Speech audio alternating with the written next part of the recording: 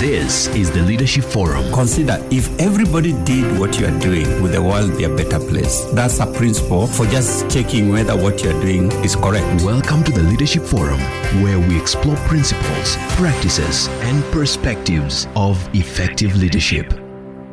Good morning and welcome to the Leadership Forum right here, Top FM, Listen and Live. My name is Grace Mutiso, and as usual, as we do it every Monday, we get to discuss matters, leaders and followers. And with me in studio is Reverend Dr. David Oginde to help us pick up from where we stopped last. We began on the topic organizational justice. Yeah, that's where we stopped, and we stopped at internal equity. So if you have any question or comment, please talk to us. Our SMS line is 20933. You can also engage with us via WhatsApp. Our WhatsApp line is 0717400555. And of course, in the next hour, we'll be getting to question of the day, so you can keep your questions of the day coming. Allow me to invite Bishop Oginde. Good morning, Bishop. Good morning. You've been well? Very well, thank you. Yes. What's happening? Where? Anywhere around you. Oh, many things, many things. Yes. Of course, I spent this past week in China, where we had this consultation organized by the Chinese government. Yes. On what they call the Clean Silk Road. What's that? It's a very interesting concept. But you know, the president was there for the same. It is called Silk Road Forum. What they have done is the Chinese government about 10 years ago came up with this concept of trying to help countries, nations, build infrastructure so that the whole world can be interconnected. Wow. So they go in and build roads, they build ports, they build railways. Yes. Here in Kenya, we have benefited from all of the above. Yes. Yeah, so this is like a missionary work if you look at it from a Christian perspective, that they want to have the whole world connected. Yes. So they invite countries to join as members to be part of this program, and so they then help to build all kinds of infrastructural projects across the nation. So as of now, about 150 nations of the world have joined that program. Yes. And the Chinese government is helping them to put in place big infrastructural projects, roads, ports, airports, railway lines, yes, and all those kinds of things. So every, I think, 2 or 3 years, they bring people together to just review what is happening. Yes. and update themselves and see what is going on. So this is what was happening last week. Now, alongside that, yes, there is what they call the Clean Silk Forum. This initiative is in recognition that big projects like that attract corruption. Yes. So big time corruption come through these big projects. Yes. Whether they are airports, they are ports, they are railway lines, they are roads. There's a big corruption. So they developed another parallel program to train and consult with various anti-corruption bodies around the world on how to tackle corruption. As the projects are ongoing. Yes. So that's why it's called Clean Silk. Yes. So that we have a clean projects across the world.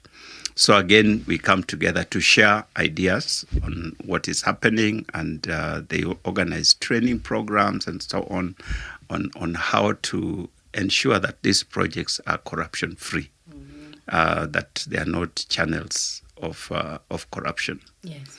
So I was there as chair of the ESCC to just share with them what we are doing on our part and listen to what others are doing and just share ideas on how we can ensure that these projects don't become channels of corruption. Yes. It was an amazing experience to just see how much dedicated they are to this work and the kind of ideas that have come up from there and different countries. In our forum, we had about 50 countries Yes. that came that were represented in that particular forum, sharing on the how to tackle corruption in mega projects. Yes. Yes. And it's possible. It is possible. It is possible. It is happening. They gave us samples of projects that have been run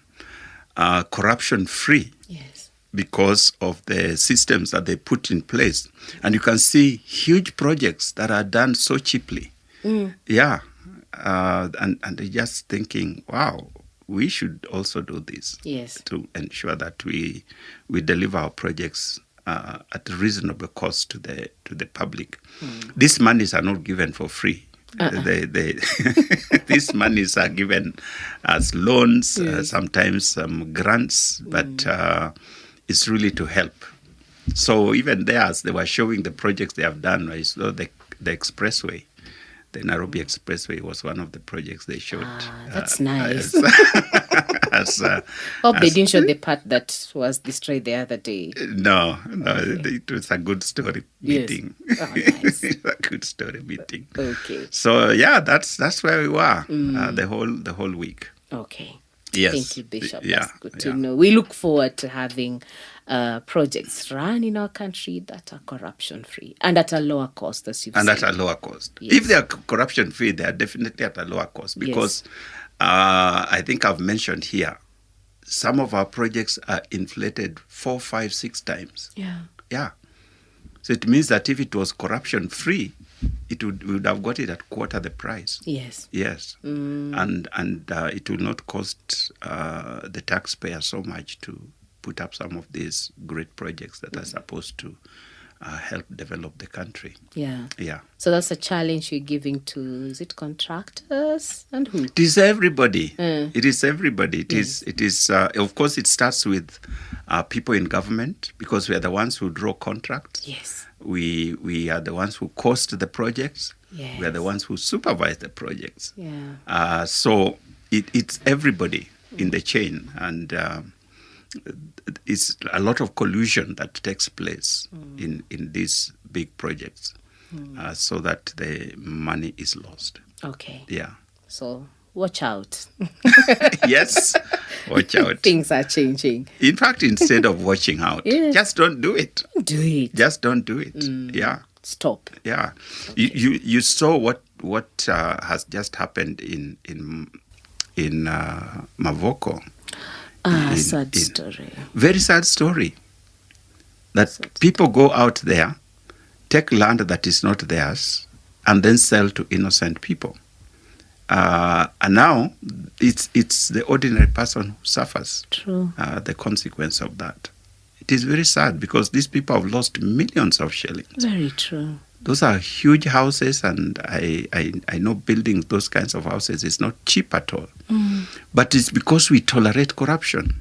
You know, I was just thinking, watching on TV before we now move to the topic of the day, the way the people who had constructed in Mavoko are crying and all that. And I kept wondering, who was the leader there? And which kind of a leader is that? So that you can see those characters and flee from them.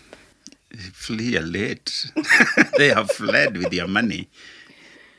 And they have caused your money to go. Because there is, even if they are arrested, as I believe we are going to, even if they are charged, it doesn't give you back your money that you lost in that project. It doesn't. So the people will be punished, okay, but you don't get back your money. And the house. You don't get back your house. It is gone. That is the sad bit. So it's like when a person murders another one. Yes, they can even be hanged themselves, but you don't get back the other person. No, they are gone. So evil is bad. Evil is really bad. Okay. And most of these were done by government people. Government people are involved. Yeah. I must confess, but our former lands commissioner just messed this country. We have just too many cases with Mr. Gashanja. Just too many. Yeah. May the Lord help us. May the Lord help us. Okay. Let's switch now gears and get to the topic we began a week ago, but one about organizational justice. Let's pick it up from there. Yes, we talked about organizational justice, and we said that this is for those who were not with us. This is how members of an organization, particularly employees, perceive there to be justice or fairness in the way things are done within the organization. Yes. And we emphasize the word perceive. Things can actually be done very fairly. Yes. But the one who is watching, the one who is looking, may not feel that it is done fairly. So they will feel there is still no justice. On the other hand, it can be the reverse. Yes. Things may not actually be happening justly, but the people who are observing, they feel this is nice, this is fair, you know. Yes, So yes. it is a perception. Organizational justice is a perception by the members of the organization on how fair the processes, the things are done within the organization. And we said there are 4 dimensions to that. One of them is distributive justice. We said that this is the individual perception of the fairness of the outcomes that are received. For example, pay increases, promotions, work assignments, and so on. Those is what we call the outcomes. They are outcomes in the sense that it's what comes out of your input as a member of the organization. You put in so much, and this is what you get out of it. Yes. So how well is that distributed? That is what we call distributive justice. Then we have procedural justice. This is the employee perception that procedures that are being followed or processes that are followed within the organization in determining who receives benefits is fair. In other words, I may even receive what I wanted or what I expected, or even more than I expected. Yes. But when I look at the process, I feel the process was not fair. It was leaning towards a particular direction. Yes. So then I'm not even satisfied with what I have because the process through which it was given was not fair. Yes. So that's called procedural justice. Then we have what we call the interactional justice. It is the perceived fairness on how employees are treated.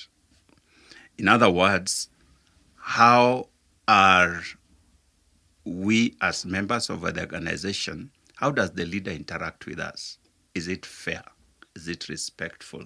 And is it the same to everybody? Yes. Or is there favoritism, the way he handles or she handles certain individuals? So that interaction, everything else may be good. And people have left organizations. They are getting good salaries. They are getting a good job, but they are not in good relationship with their leaders. Yeah. And they leave because they feel there is not fairness.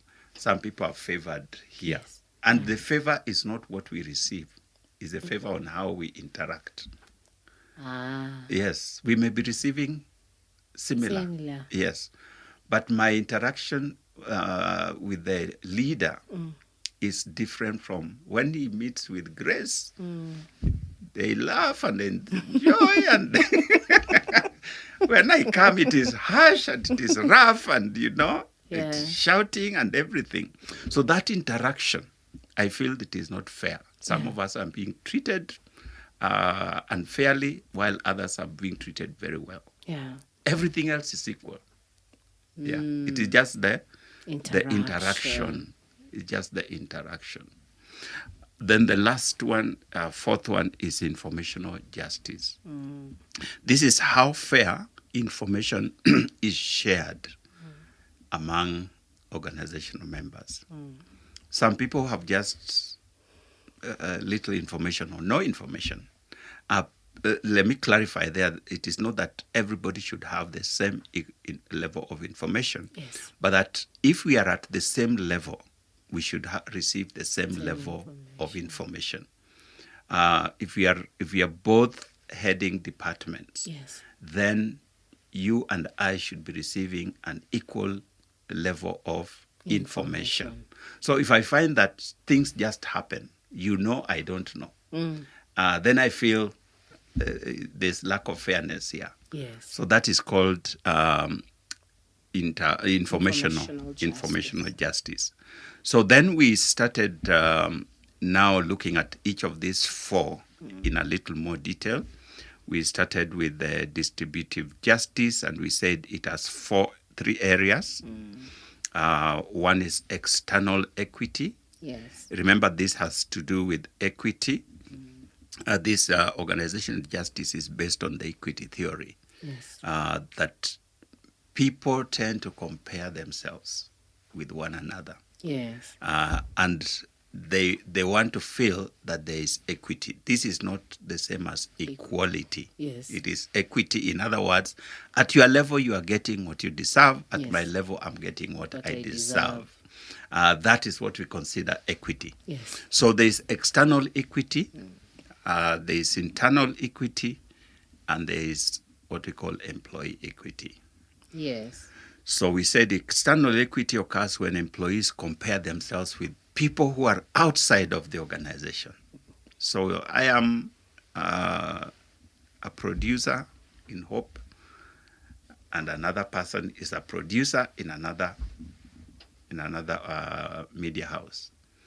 Then we compare notes and find that this person is far much better than I am, or the other way, like happens with Hope. Hope is people are normally higher than the other people.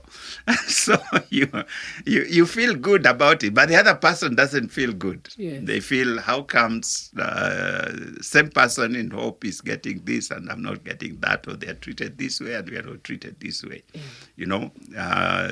Those kinds of things, they are picked from home while I have to take a matatu in the middle of the night. Those things those are some of the things that people compare, and then they begin to feel a sense of inequity. That is external equity, which we talked about. So we now were at the point where we wanted to start talking about internal equity. Internal equity arises obviously when employees compare their outcomes with those of others who have different jobs but in the same organization. So, like I said, we are at the same level. You are doing a different job. I'm doing a different job within the organization, but those jobs are at the same level. Like in the organogram, all of us are at par. You're at level A or level 1 or whatever it's called, So you are all at that same level. But you find that the outcomes that people have from their jobs are different. So when you go to compare, then you discover I am getting worse than my colleague at the same level, but in a different job. So that begins to cause or create internal challenges. So we compare ourselves within ourselves. So internal equity perception are affected. Comparison of pay, comparison of bonuses, what you get when you are appreciated, rewards, those kinds of things. So you then look at how people compare themselves we are of the same education level, Yes. you know. Yes. We have a similar level of experience in our jobs. The work that we are performing is the same. Not the job itself, but the level of demands for the work are at the same level. Then the value that we bring into the organization is also at the same level. Yes. So really, if you put all these things together, we should be receiving equal outcomes. So then when that does not happen, then members begin to feel that they are not being treated equally. There's a very interesting story in the Bible, Yes. which you know, of this man, a farmer who went out and he had a farm and recruited people from the streets, you know, Yes. in the morning, early morning. And they agreed on how much they would be paid for the working for the whole day. About midday, he realized this work is not going to get finished. So he went back to the streets, found some people, and invited them to join the workforce. Yes. And they agreed how much they were to be paid.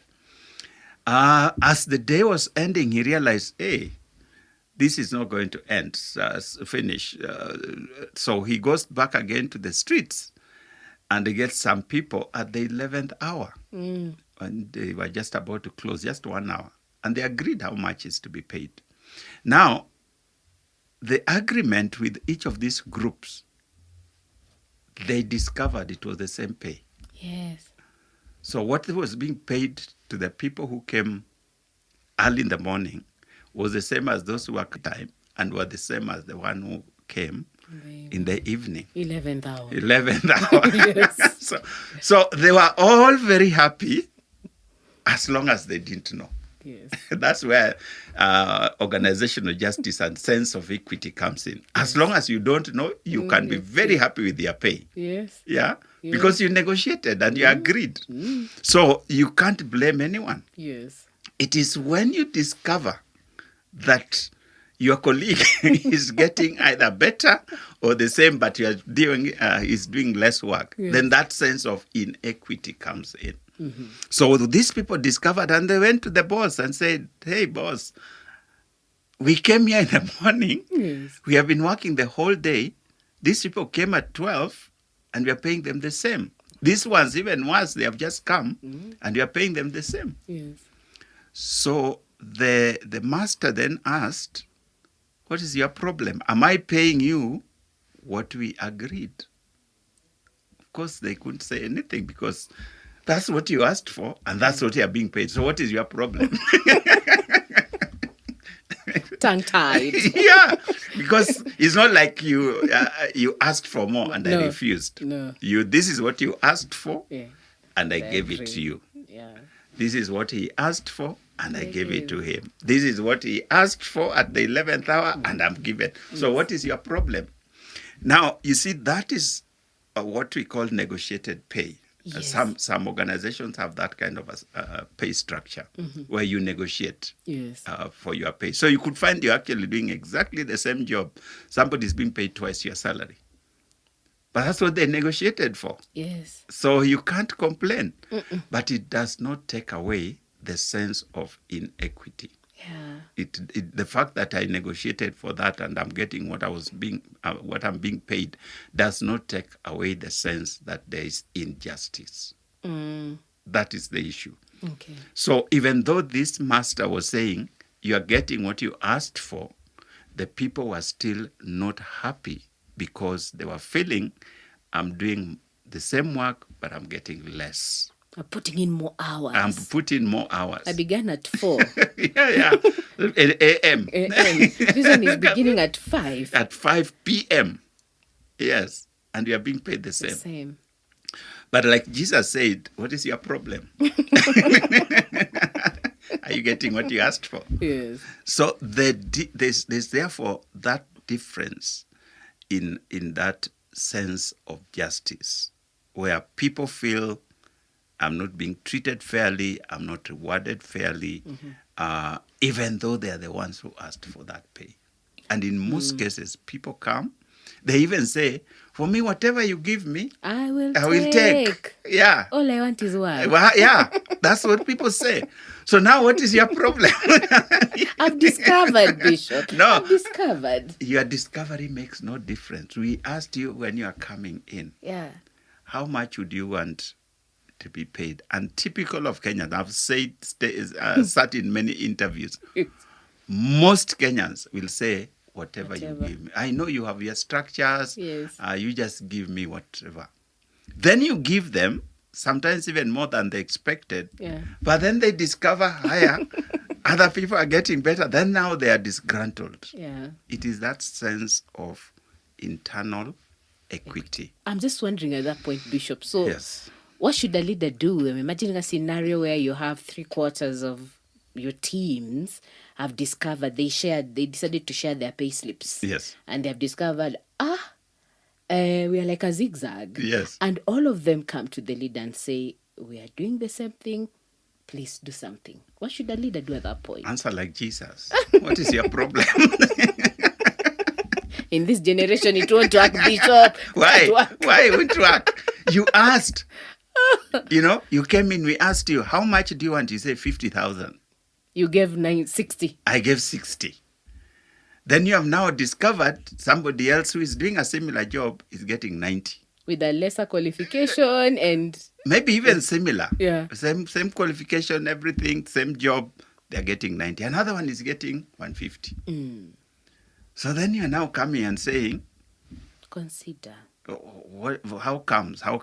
I say, my friend, you asked for 50. I gave you 60. What is your problem? They leave. All of them, they leave. They leave. They so go what where? happens? They leave the organization and they go. Where they go, they will ask for 90 because they think now 90 is higher. Only to discover others are getting 170. Oh, man. Yeah. So be satisfied with what you have and what you asked for. Negotiate for more if you can. Okay. Yeah. But you remember we said, I don't know whether I said it here, but that your qualifications and your negotiation skills are the key that get you into the organization. True. After that, the Yes, ladder is your work. Yes. You said it here, Bishop. I said it. In the last session we had. Yes. So you are not going to get more simply because you have cried. No. You're going to get more because you have worked hard. Yeah. And you've put in what needs to be put in. So forget about crying and comparing and so on. Just work so hard that even the leader will find, hey, I'm giving you 60, but you're doing more work than the guy who's getting 150. And there's a situation where people have been escalated. Yeah. Yeah. You just find yourself getting 170 from 60. Cindy. And then you're happy all the way to the bank. You don't even know what to do with the money. And you put in more. Yes. So be diligent, work hard, get yourself into the right place. Okay. Yeah. But one of the ways to provide equity normally, and we are going to, I think, let's leave it until we get there. How do you deal with organizational justice? How do you ensure that there's justice across the board? We will be looking at it after you have looked at all these Okay. I think that's clear. injustices. Yeah. Yes. That's clear on the internal. Yes. Okay. So the next one is the employee equity. This one is very similar to internal equity. Remember, internal equity was where people are comparing themselves with people who are doing other jobs, Yes. but which they consider at the same level. Now, employee equity is where people are doing the same job. So everything is the same. So you compare yourself like with like. Yeah. So it is not just perceiving that I think we are at the same level, you know. That's what happens in internal equity. Where you assume so and so is doing a different job, but I think we are at the same level. Maybe we are even at the same grade, and so on.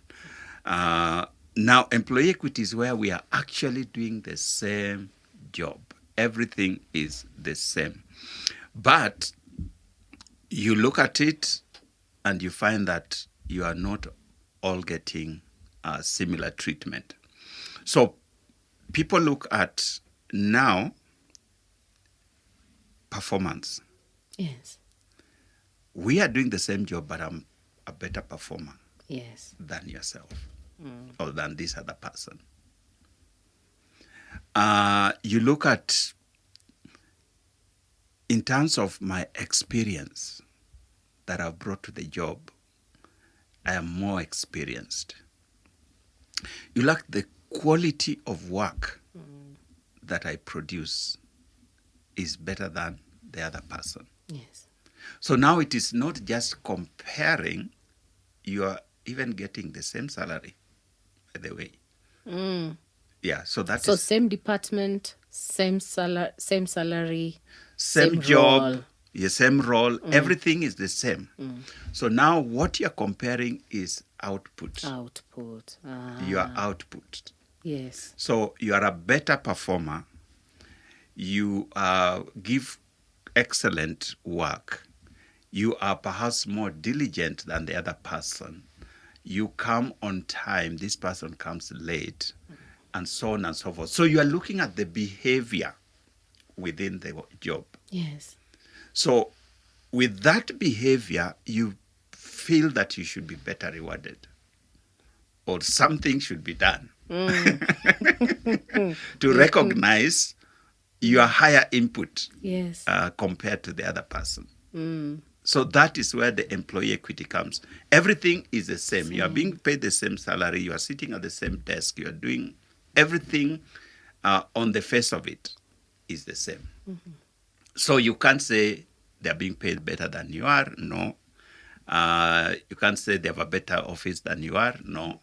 All those things are the same. But you look at how they work. You look at when they report to the office. You look at their quality of work. You look at, and you say, I work so much harder. Yeah. Why should we be at the same level with this person? Yes. Why should we be paid the same? So you are raising your own expectation in terms of the reward that you should get for the input that you're giving. Yeah. And that is what now is beginning to bring a sense of inequity. We can't be rewarded the same when this guy just walks in at 9 o'clock. Yes. I am usually here by 7. Yes. They come in at 9 o'clock, 4:30, they are gone. I'm here up to 6. But when the pay slip comes, we the same. Then you feel, why should I work hard? Yeah. Why should I slog?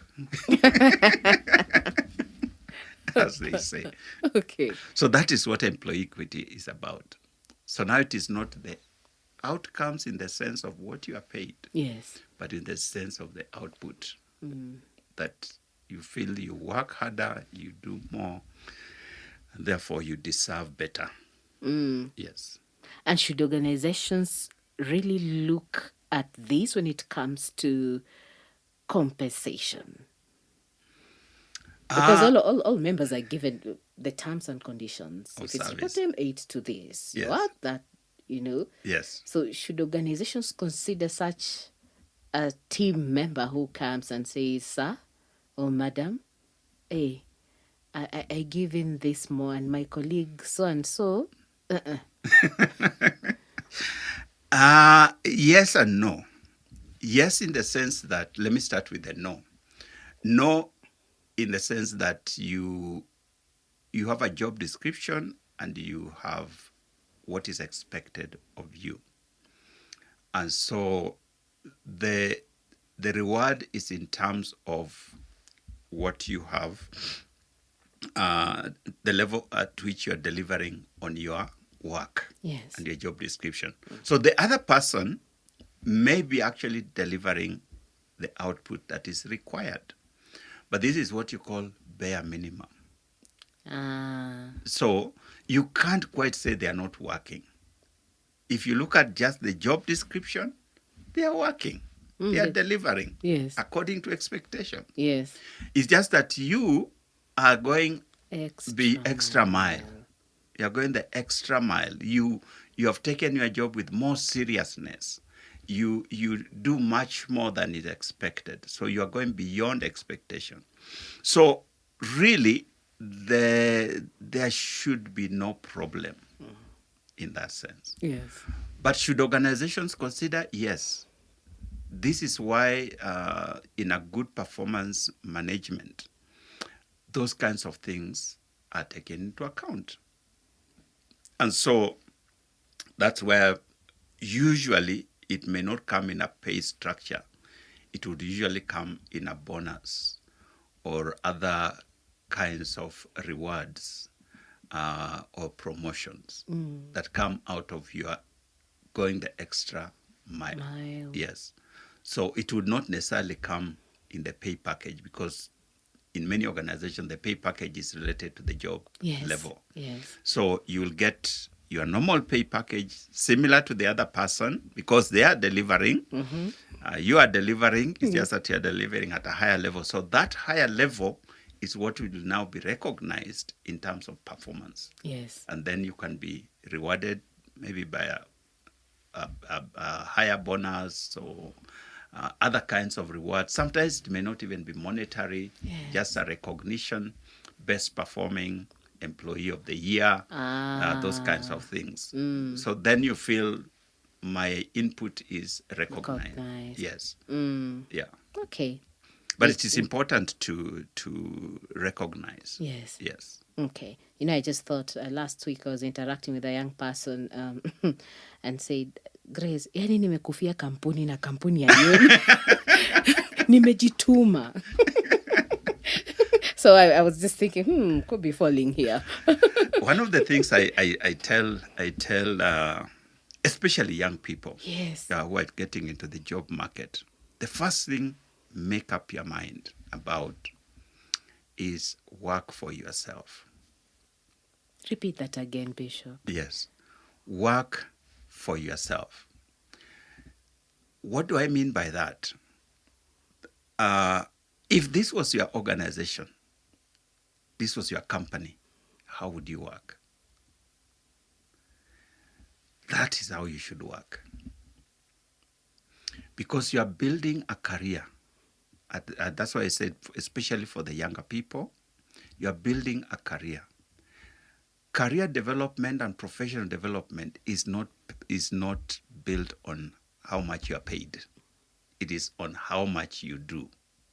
So you may not be rewarded for how much you work, but you are investing for the future. Yes. You are the kind of person that people look at and people see, by the way, both within and without. And when you work for yourself, you don't look at your pay slip, you don't look at what other people are doing.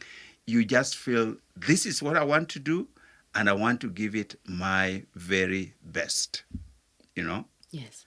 So work for yourself. Think of the runners, athletes who have broken world record.